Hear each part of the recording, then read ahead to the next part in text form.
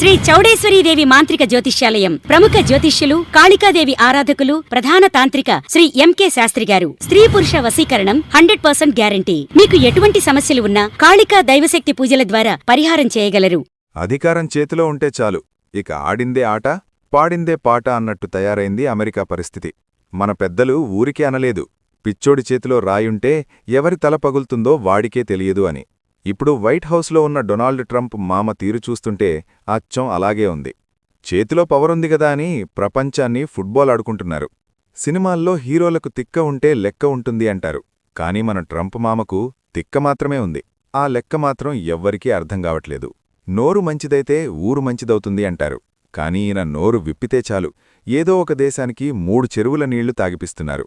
అసలీ మధ్యకాలంలో ప్రపంచ రాజకీయాలు ఎలా తయారయ్యాయంటే, రేపు ప్రొద్దున్న లేస్తే ఏ దేశం మ్యాప్లో ఉంటుందో, ఏ ప్రెసిడెంట్ జైల్లో ఉంటాడో తెలియని ఒక విచిత్రమైన కన్ఫ్యూజన్ స్టేట్ వచ్చేసింది. మొన్నటిదాకా ఉక్రెయిన్, గాజా గొడవలతో తలలు పట్టుకుంటుంటే ఇప్పుడు సడన్గా వెనిజులా ఇష్యూ తెరమీదకొచ్చింది. వెనిజులా అధ్యక్షుడిని అరెస్టు చేసిన తర్వాత అమెరికా తన రాబందు చూపునిప్పుడు మన భారతదేశం మీదకు తిప్పింది. అసలు వెనిజులాలో ఏం జరిగిందో వింటే మైండ్ బ్లాక్ అవ్వాల్సిందే. ఏదో హాలీవుడ్ యాక్షన్ సినిమాల్లో చూపించినట్టు ఒక దేశ అధ్యక్షుడిని, ఆయన భార్యని అమెరికన్ ఏజెంట్లు పట్టపగలే పట్టుకెళ్ళిపోయారు. ఇది ఇంటర్నేషనల్ లెవెల్లో ఒక పెద్ద షాక్. దీన్ని అరెస్ట్ అనాలా లేక కిడ్నాప్ అనాలా అని ప్రపంచ దేశాలు జుట్టు పీక్కుంటున్నాయి. కాని అమెరికా మాత్రం మా ఇష్టం, మేం ఏం కావాలంటే అది చేస్తామన్నట్టు ఒక గల్లీ రౌడీలాగా బిహేవ్ చేస్తోంది. అయితే వెనిజులా ప్రెసిడెంట్ మదురో మీద అమెరికాకు ఎందుకంత కోపం వచ్చింది? పైకేదో డ్రగ్స్ కేసులు, అవినీతి అని కలరింగిస్తున్నారు, కానీ అసలు సీక్రెట్ వేరే ఉంది. అదే నల్ల బంగారం, అంటే క్రూడ్ ఆయిల్ అన్నమాట. ప్రపంచంలోనే అత్యంత భారీ ఆయిల్ నిల్వలు వెనిజులాలో ఉన్నాయి. అవి అమెరికా కంట్రోల్లో లేవు. మదురో వాటిని అమెరికా కంపెనీలకు ఇవ్వట్లేదు. అందుకే ఈ ఆపరేషనని రష్యా, చైనా గట్టిగా నమ్ముతున్నాయి. బలం ఉన్నవాడిదే రాజ్యం అనే సామెతను అమెరికా ఇక్కడ పర్ఫెక్ట్గా అప్లై చేసింది. సరే, వెనిజులా సంగతి పక్కన పెడితే, చైనా, రష్యాల తర్వాత ఇప్పుడు ట్రంప్ మన భారత్ మీద కూడా డైరెక్ట్ వార్కి దిగుతున్నారు. వైట్ హౌస్ నుండి డొనాల్డ్ ట్రంప్ ఇప్పటివరకూ చూడని అత్యంత భారీ ఆదేశాన్ని జారీ చేశారు. తనను సంతోషపెట్టడానికి భారత్ ఏ ధరకైనా సరే ఆ పెద్ద పని చెయ్యాల్సిందేనని ఆయన ఒక హుకుం పాస్ చేశారు. అదేంటంటే, మీరు రష్యా నుండి ఆయిల్ కొనడం ఆపేయాలి, లేకపోతే మీ పని చెప్తా అని ఇండైరెక్ట్గా వార్నింగ్ ఇచ్చారు. కాని ఇక్కడ సీన్లో ఒక ఊహించని ట్విస్ట్ ఉంది. అమెరికా ముందు ఇప్పుడు 3 బలమైన దేశాలు అడ్డుగోడలా నిలబడ్డాయి. నార్త్ కొరియా అధినేత, మనందరికీ తెలిసిన కిమ్ జాంగ్ ఉన్ ఈ విషయంలో ఎంట్రీ ఇచ్చారు. కిమ్ మామ గురించి మనకు తెలిసిందే గదా, టిఫిన్లో క్షిపణులు తిని డిన్నర్లో వార్నింగులు ఇచ్చే రకం. ఆయన ట్రంప్కిచ్చిన కౌంటర్ విన్నాక ఒక్క అమెరికానే కాదు, ప్రపంచ దేశాలన్నీ ఒక్కసారిగా ఉలిక్కిపడ్డాయి. అమెరికా బెదిరింపులకు వ్యతిరేకంగా ప్రపంచంలోనే అత్యంత ప్రమాదకరమైన ఒక అండర్గ్రౌండ్ కూటమి తయారైంది. భారతదేశ ఆత్మగౌరవాన్ని కాపాడడానికి ఇప్పుడు పుతిన్, కిమ్ జాంగ్ ఉన్ చేతులు కలుపుతారా అనే డౌట్ అందరికీ వస్తోంది.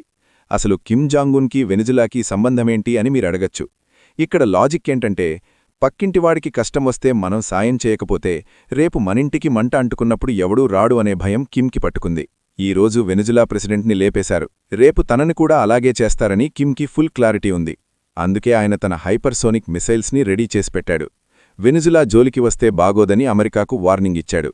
ఇది 3వ ప్రపంచ యుద్ధానికి దారితీస్తుందేమో అని జనాలు భయపడుతున్నారు. కానీ భారత్ మాత్రం ఈ గొడవల్లో తలదూర్చకుండా తన పని తాను చేసుకుపోతోంది. ట్రంప్ వార్నింగ్ తర్వాత భారత్ తన ఎకానమీకి ఒక కవచాన్ని సిద్ధం చేసుకుంది. ఒకవేళ అమెరికా గనక మన మీద టారిఫ్స్ వేస్తే అమెరికన్ ఎకానమీకి కూడా దిమ్మ తిరిగేలా సమాధానం చెప్పడానికి భారత్ రెడీగా ఉంది. నిజం చెప్పాలంటే, ప్రస్తుతం ప్రపంచం ఏ క్షణంలోనైనా పేలిపోయే అగ్నిపర్వతం అంచున కూర్చుంది. ఆ వేడి ఢిల్లీ నుండి వాషింగ్టన్ వరకు, అక్కడి నుండి ప్యోంగ్యాంగ్ వరకు తగులుతోంది. అంతర్జాతీయ దౌత్యనీతి సూత్రాలన్నింటినీ తుంగలో తొక్కి దక్షిణ అమెరికా అడవుల నుండి ఒక సంచలన వార్త రావడం, దాని ఎఫెక్ట్ ఆసియా పాలిటిక్స్ మీద పడడం విచిత్రంగా ఉంది. తన సూపర్ పవర్ హోదాను చూపిస్తూ అమెరికా ఇప్పుడు భారత సార్వభౌమత్వాన్ని నేరుగా సవాలు చేసింది. ప్రెసిడెంట్ డొనాల్డ్ ట్రంప్ భారత్కి క్లియర్ కట్ అల్టిమేటం జారీ చేశారు. రష్యన్ ఆయిల్ కొనడం ఆపేయండి, లేకపోతే భారీగా పన్నులు కట్టడానికి సిద్ధంగా ఉండండి అని. ఇది కేవలం బిజినెస్కి సంబంధించిన వార్నింగ్ మాత్రమే కాదు, గత 3 ఏళ్లుగా ప్రపంచ ఆయిల్ మార్కెట్ స్వరూపాన్నే మార్చిన భారత సెల్ఫ్ రెస్పెక్ట్ మీద జరుగుతున్న దాడి. మోదీ చాలా మంచి వ్యక్తి, కానీ నేను సంతోషంగా లేనని ఆయనకు తెలుసు. ఆయన నన్ను సంతోషపెట్టాలి అని ట్రంప్ అనడం చూస్తుంటే ఒక బాస్ తన ఆఫీస్లో పనిచేసే ఎంప్లాయీని బెదిరించినట్లుంది. ప్రపంచంలోనే అతిపెద్ద డెమోక్రసీ అయిన భారత సంబంధాలు ఒక వ్యక్తి సంతోషం మీద ఆధారపడి ఉంటాయా? ఇది ఎంతవరకు కరెక్టు? ఈ ఫుల్ డీటెయిల్స్ ఈ వీడియోలో క్లియర్గా చెప్పుకుందాం. కానీ అంతకంటే ముందు ఒక చిన్న రిక్వెస్ట్. మీరు మా ఛానల్ సబ్స్క్రైబ్ చేయకపోతే వెంటనే సబ్స్క్రైబ్ చేసి కామెంట్ సెక్షన్లో జై హింద్ అని రాయడం మర్చిపోకండి. 2026 నాటి భారత్ అంటే 1990 నాటి అప్పుల కోసం చేతులు కట్టుకొని నిలబడే దేశం కాదని వాషింగ్టన్ మర్చిపోయినట్లుంది. అమెరికా అయినా మరే దేశమైనా సరే కళ్లల్లో కళ్ళు పెట్టి మాట్లాడే కొత్త భారత్ ఇది. ఒక పక్క ప్రపంచంలోనే అత్యంత శక్తివంతమైన దేశం తన మొండి వైఖరితో బెదిరింపులకు దిగుతుంటే, మరోపక్క కథ ఇప్పుడు పెంటగన్ జనరల్స్ కూడా ఊహించని మలుపు తిరిగింది. అసలు ట్రంప్కి మనమీద ఇంత కోపం ఎందుకొచ్చింది? దీని వెనక ఉన్న అసలు స్టోరీ తెలియాలంటే మనం కొంచెం ఫ్లాష్ బ్యాక్కి వెళ్ళాలి. 2022కు ముందు, అంటే రష్యా ఉక్రెయిన్ యుద్ధం రాకముందు మనం రష్యా నుండి కేవలం 2% ఆయిల్ మాత్రమే కొనేవాళ్లం. మన పెట్రోల్ డీజిల్ అవసరాలకు ఎక్కువగా గల్ఫ్ దేశాల మీద ఆధారపడేవాళ్లం. కాని ఎప్పుడైతే యుద్ధం మొదలైందో అమెరికా, యూరప్ కలిసి రష్యా మీద ఆంక్షలు విధించాయి. రష్యా ఎకానమీని దెబ్బకొట్టాలని చూశాయి. భారత్ని కూడా మీరు రష్యన్ ఆయిల్ కొనొద్దని ఆర్డర్ వేశాయి. అక్కడే భారత్ ఒక మాస్టర్ స్ట్రోక్ ఇచ్చింది. మా ప్రజలకు పెట్రోల్ రేట్లు తక్కువగా ఉండటం ముఖ్యం, మీ పాలిటిక్స్ మాకనవసరమని చెప్పి రష్యా నుండి డిస్కౌంట్లో ఆయిల్ కొనడం మొదలుపెట్టింది. ఎంతలా కొన్నామంటే 2% నుండి ఏకంగా 35%కి మన ఇంపోర్ట్స్ పెరిగిపోయాయి. ఇక్కడసలు మ్యాజిక్ ఏంటంటే, మనం రష్యా నుండి చౌకగా క్రూడ్ ఆయిల్ కొని మన రిఫైనరీల్లో దాన్ని డీజిల్గా, జెట్ ఫ్యూయల్గా మార్చి మళ్ళీ అదే అమెరికాకి, అదే యూరోప్కి అమ్ముతున్నాం. దీన్నే పాము చావాలి కర్ర విరక్కూడదు అంటారు. పాశ్చాత్య దేశాల హిపోక్రసీ ఇక్కడే బయటపడింది. ఒక పక్క రష్యా నుండి ఆయిల్ కొనొద్దని మనకు నీతులు చెబుతూనే, మరోపక్క మన దగ్గర అదే ఆయిల్ కొంటున్నాయి. మన ఫారెన్ మినిస్టర్ జయశంకర్ గారు ఒకసారి ఫుల్ క్లాస్ స్పీకర్ గదా, యూరప్ ఒక మధ్యాహ్నం కొనేంత ఆయిల్ మేమొక నెలలో కొంటామని. అది వైరల్ అయింది. ఇప్పుడు ట్రంప్కెందుకు మండుతోందంటే, భారత్ ఇలా చేయడం వల్ల అమెరికా ఆయిల్ కంపెనీలకు మన దేశంలో మార్కెట్ తగ్గిపోయింది. మన దగ్గర అమెరికా ఆయిల్ వాటా ఇప్పుడు కేవలం 4% మాత్రమే ఉంది. అందుకే ట్రంప్ ఇది అన్యాయం, భారత్ మా వస్తువుల మీద ఎక్కువ పన్నులు వేస్తోంది, అందుకే మేం కూడా వాళ్ల వస్తువుల మీద పన్నులు వేస్తామని అంటున్నారు. దీన్నే రెసిప్రోకల్ ట్యాక్స్ అంటున్నారు. అంటే టిట్ ఫర్ టాట్ అన్నమాట. కాని నిజంగా ట్రేడ్ వార్ జరిగితే నష్టపోయేదెవరు? కేవలం భారత్ మాత్రమేనా? కాదు, అమెరికా కూడా భారీగా నష్టపోతుంది. ఎందుకంటే యాపిల్, గూగుల్, మైక్రోసాఫ్ట్, వాల్మార్ట్ లాంటి అమెరికన్ కంపెనీలకు భారత్ చాలా పెద్ద మార్కెట్. మనం గనక కోప్పడి వాళ్ల మీద ఆంక్షలు పెడితే వాళ్ల షేర్ మార్కెట్లు కుప్పకూలిపోతాయి.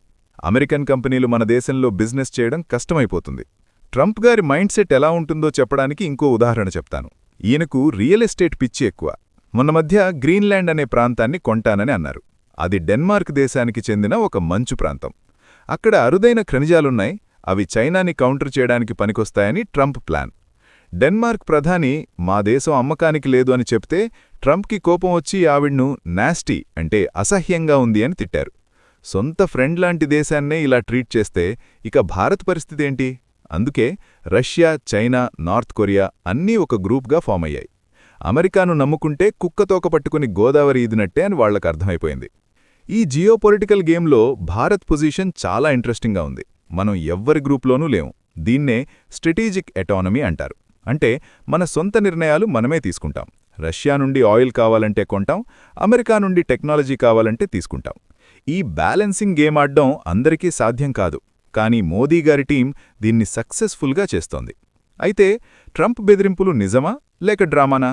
చాలామంది ఎక్స్పర్ట్స్ ఏమంటున్నారంటే, ట్రంప్ ఒక బిజినెస్ మ్యాన్. గట్టిగా అరిస్తే అవతలివాడు భయపడి ఏదో ఒక డీల్కి ఒప్పుకుంటాడని ఆయన ప్లాన్.